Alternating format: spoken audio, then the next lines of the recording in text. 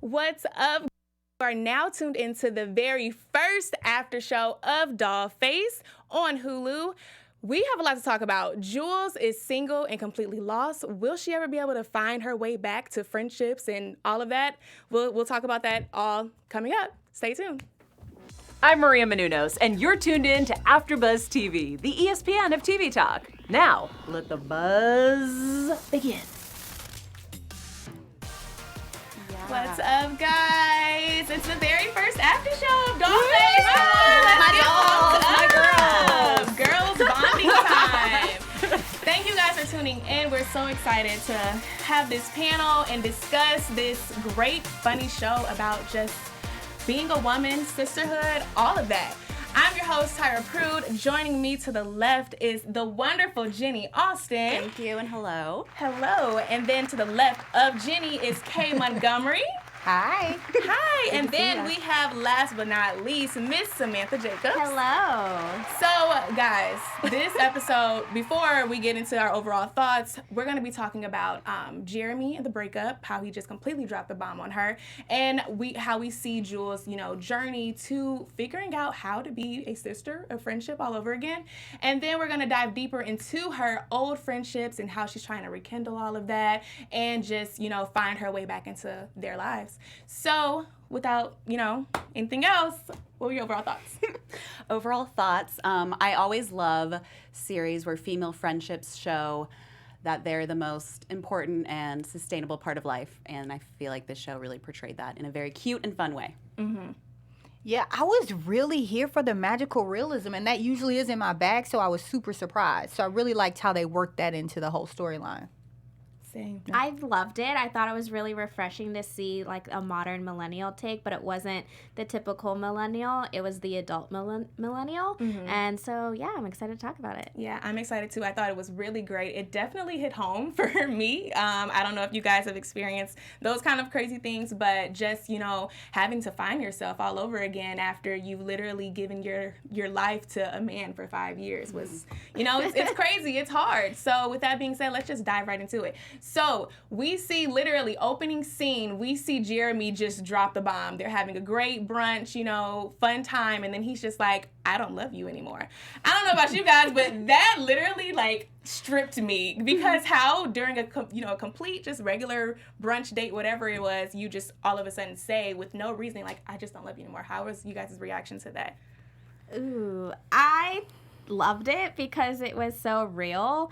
I could see somebody doing that, especially nowadays and how dating is so hard and complicated that people don't really communicate properly. Yeah. And so that was something that I could totally hear my girlfriends telling me that story.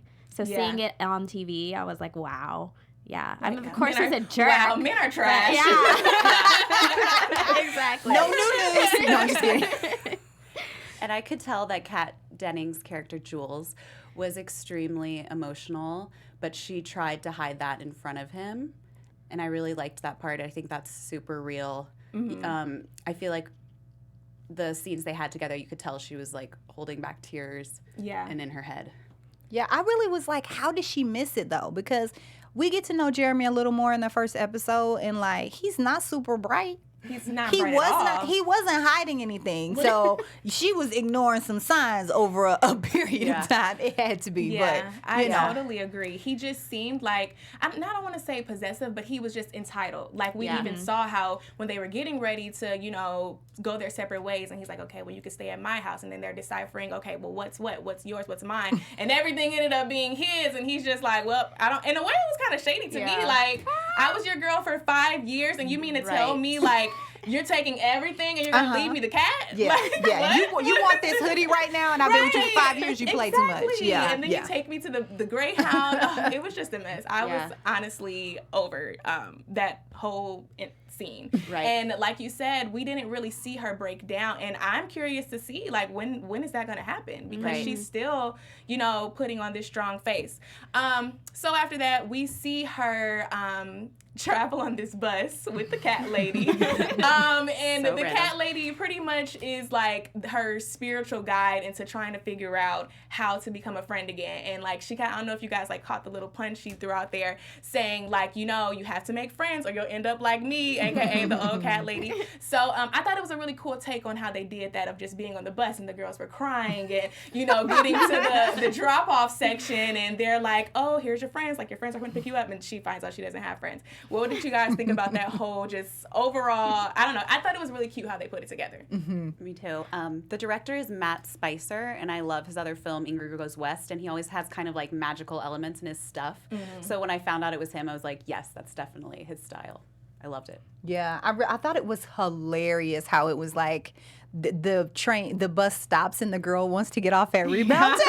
Yes, that was And so then funny. she settles for the guys like, I live at home with my mom. I was like, girl, no, But get back on the bus, it's girl. so true though. It was because so true.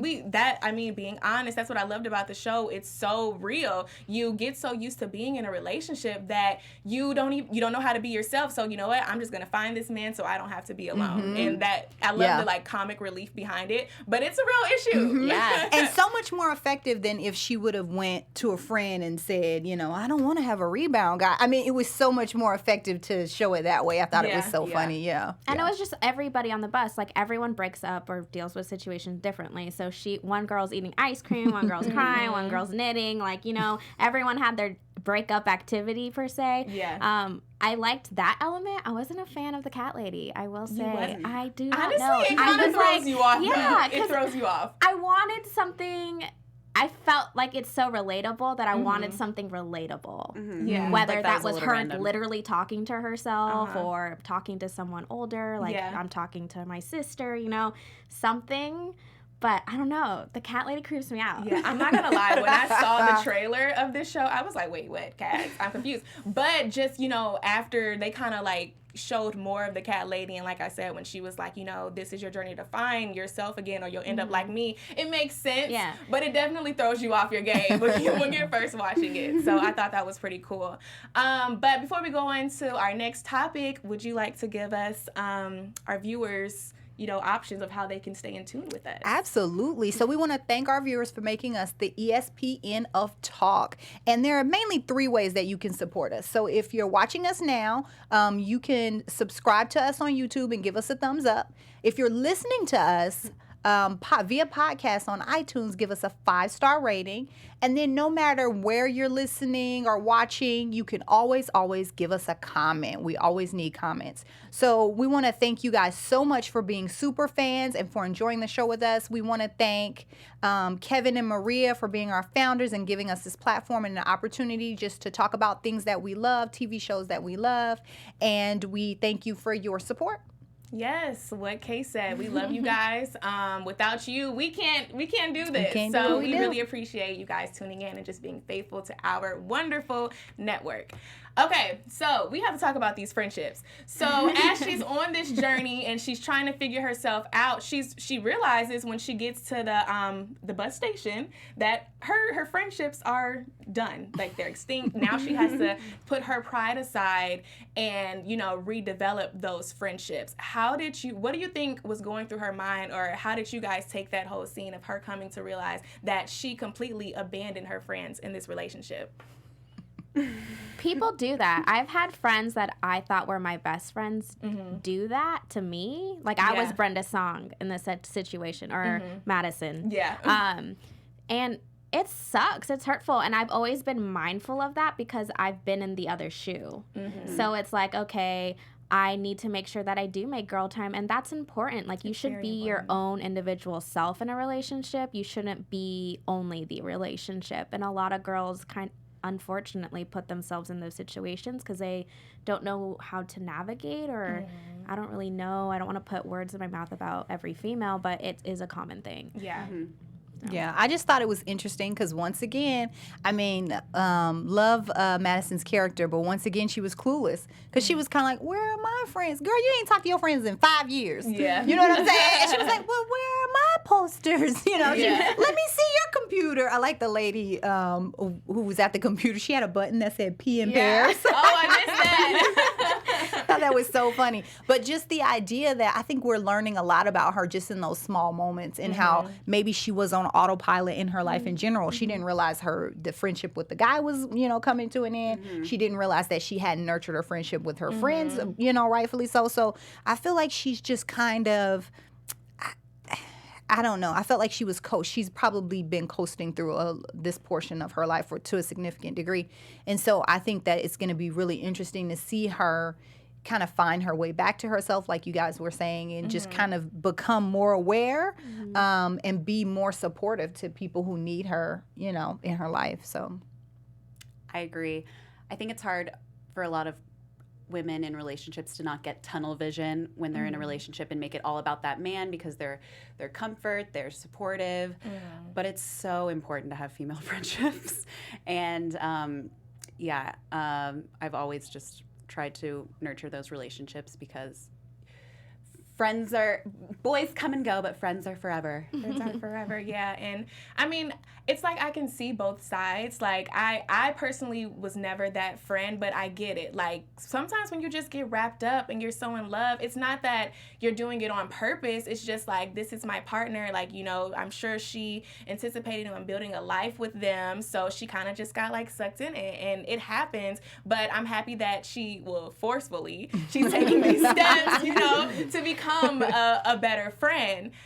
So yeah, I'm so here for it. But let's get into the characters. So we see that her besties that she abandoned. Okay, number one was Madison. We saw that was like her ride or die. Like that was her girl, and Madison is pissed, to say less, because she abandoned her. And then we have Stella, who, they were kind of close, but you know how you have that one friend in the group that you're close with, but you're not as close with to the other person. So she has to figure out how to, get into her life again. How did you feel about the friends? I particularly love Stella. I think she's hilarious, and you could tell she's that outgoing, witty friend, whereas Madison is the serious, this is how it's gonna go, ABC, you need to get your life on track, et cetera, et cetera. Like, how do you guys feel about the friendships? Or the potential friendships that are growing? Yeah, well, I loved Madison. I was kind of the opposite because I was like, oh man, Stella is a lot of work because we got to track her down in the first episode. She getting in the car with Uncle Joey, honey. We having to track her down. She halfway drunk. Well, when I get home, can you wash my face with that special brush? I was like, oh my gosh, it's too much work as a friend. She's gonna be she's gonna be fun, but she's gonna be a lot of work.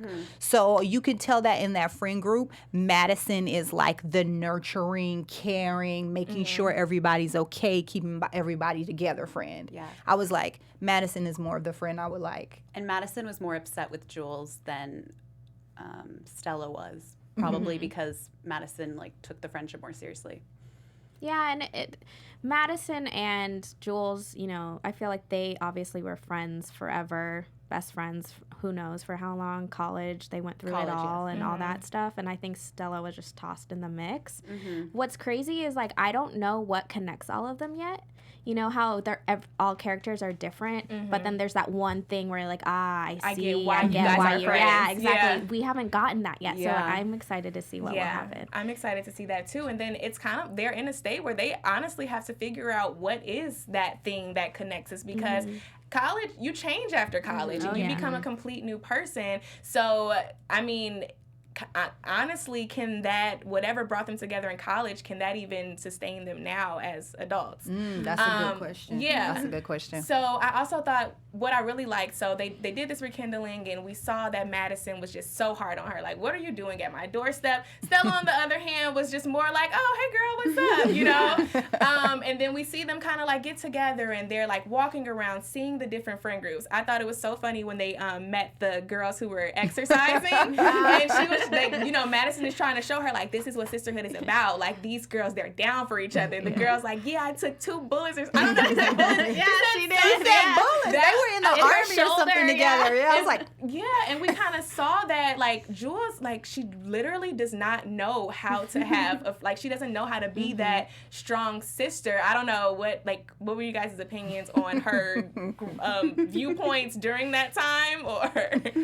Jules just has a lot to work on. She needs she needs to go see a therapist. She does. She like really needs because she does not know who she is. It's like she's socially awkward. She literally said, what'd she say? She's like, I lost myself in a relationship. And it's like, who are you? She doesn't even know who she is. And like when she wants to speak up for herself, she tries to get this affirmation, but she's asking the wrong people.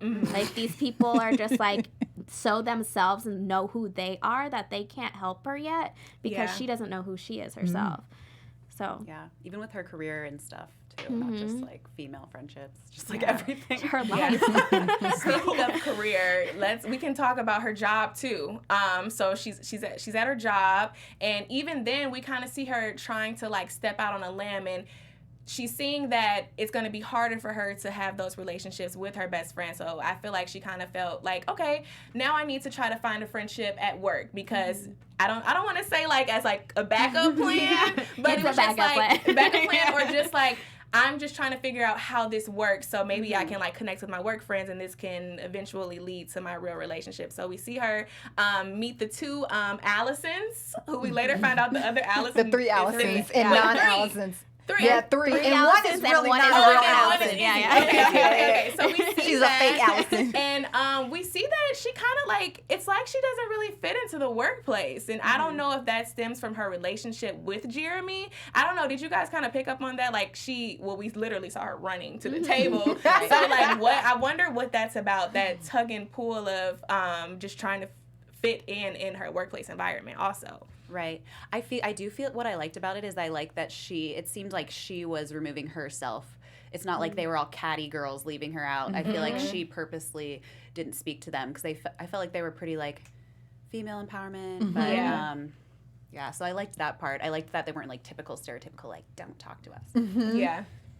Yeah, I felt that way too because I thought, oh man, she's chasing them down at this table because she really wanted to get that invite to the party so she could, try and make amends. Make her friends, right, to Madison. So I was just like, oh, are they gonna be like a little mean girl clique? They're all named Allison. How could they not? Right. Like how does that work? Right, but they were all kind of like, well, okay. I think they really extended the olive branch to her when they were like, so that guy was really cute, and then they immediately turned on him. Gonna get into and they that. were like, he's a psycho. He's a gay psycho. Like, literally. the middle Allison, what is her name? Izzy?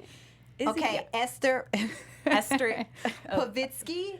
Esther Pavitsky. So she's a comedian, and she used to be on another show that I used to love called Alone Together.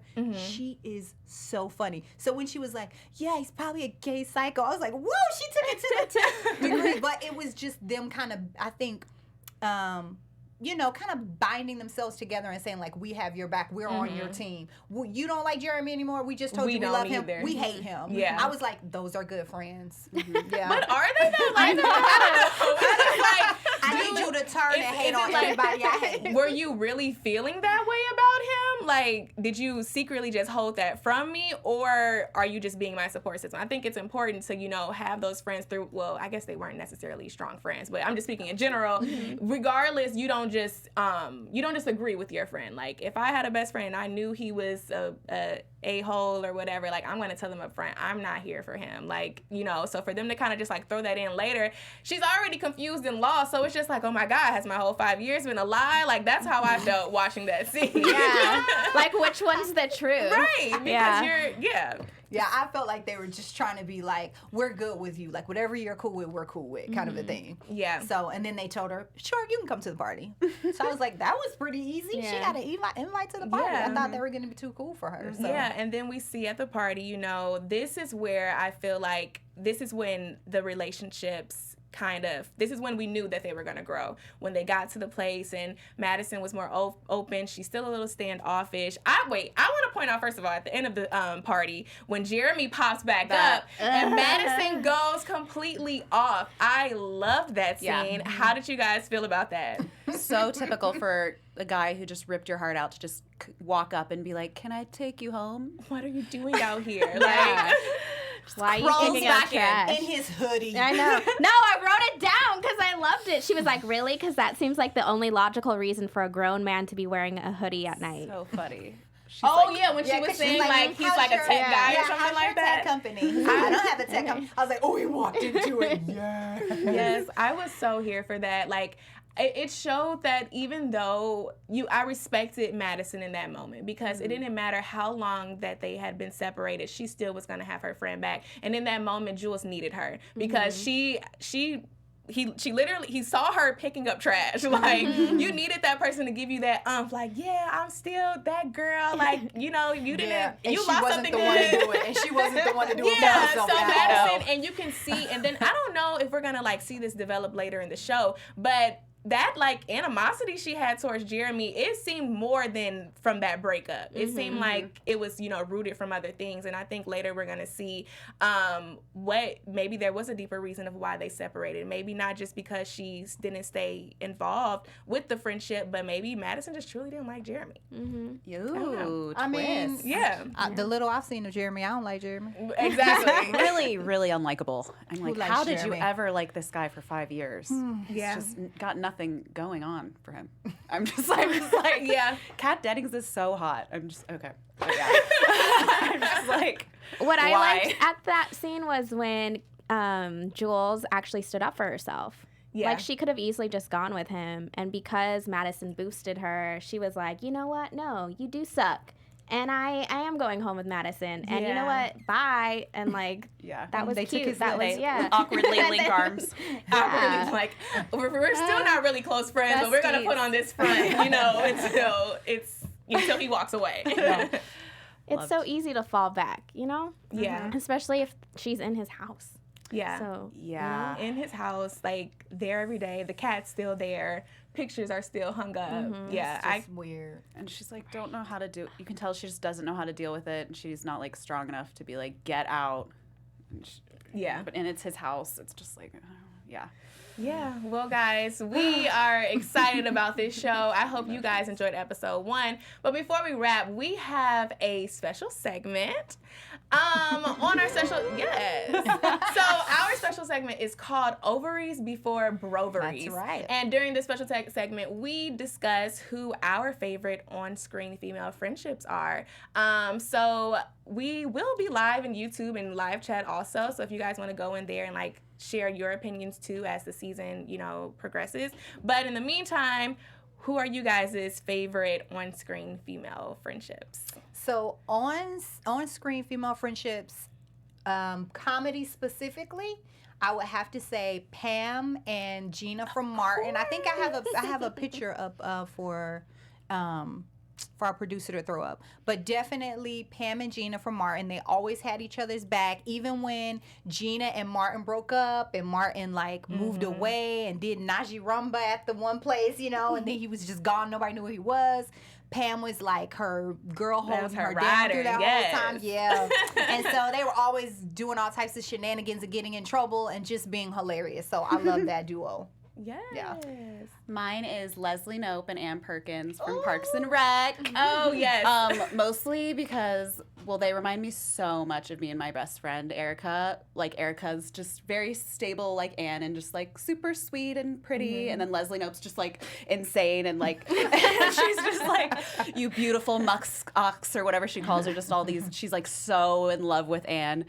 And you know, she's all right, but they just are, like, so cute together, and I just love them. Mine would be Lizzie and Miranda from Lizzie McGuire. I think their friendship is so cool because one person isn't the dominant one. Like, they are on the equal plane. It's total how life is when you're young like that. They each have each other's back. When one person does something, they're each other's cheerleader. When they get in the fights, they immediately make up. So that's definitely a friendship that I admire. Cute. Yeah, I'm gonna have to go with Raven and Chelsea from that. I love That's a They Raven. were so fun together. Like, I don't know, in a way I guess I don't think Chelsea was kind of wild like Stella, but I love how, you know, Raven had her issues trying to figure out being sidekick and all of that, and Chelsea was always in her corner, even though she was super goofy and, you know, things like that. Just like their duo partnership was always pretty on point on that show. So, yeah. Cute. Well, like I said, you guys drop in your favorite friendships in the comments, and we'd love to talk to you guys and, you know, get your opinions on those friendships as well. But now we have some news and gossip from lovely Jenny. Okay, so the first thing is you gave me this info. Margot Robbie brought the script to Kat Dennings and the creator of this show, Jordan Weiss. She wrote the script as a test script for a writer's assistant job when she was 24. Oh, wow. And she actually had a cameo as a receptionist in episode 1 in this episode. So cool. And then one more thing. Shay Mitchell, who plays Stella, she has a travel brand called Bias, and it just turned 1. It's super successful, and it was just mentioned in Forbes. So, Oh, wow. happy 1 year.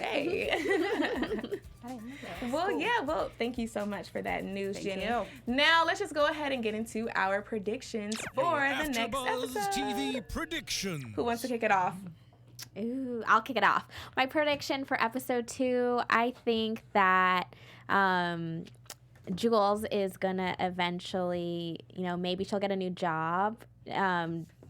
She was told by Madison that success means people invest in themselves. So I think she's gonna do something for herself that will elevate her to the next level. Cool. Okay. I really, really hope, and I'm just going to predict that something is going to happen and she's going to be able to move out of Jeremy's apartment. Yeah. So I don't know if she's going to move back in with her parents or move in with one of the friends, one of her girls, maybe Madison, since she's more stable. But she's got to get out of that apartment. I hope she moves, exactly. I feel like maybe lives alone or becomes roommates with a female. Okay, cool. I am going to predict that Jeremy is going to be so sick that she is officially done now that she has Madison back on her team to hype her up. And he is going to try to win her over and win her back. And we will see if Jules will fall for the trap and go back to Rebound Town or Please no. stick it through. Well, thank you guys for tuning in to our very first episode of Dollface. We're so excited to keep this going. Let's just get into where you guys can find us. You can find me on Instagram at @story_of_Samantha.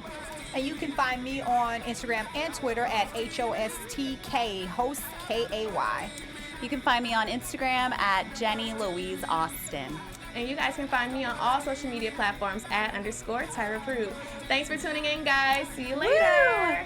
Our founder, Keven Undergaro, and me, Maria Menounos, would like to thank you for tuning in to AfterBuzz TV. Remember, we're not just the first, we're the biggest in the world, and we're the only destination for all your favorite TV shows. Whatever you crave, we've got it. So go to AfterBuzzTV.com and check out our lineup.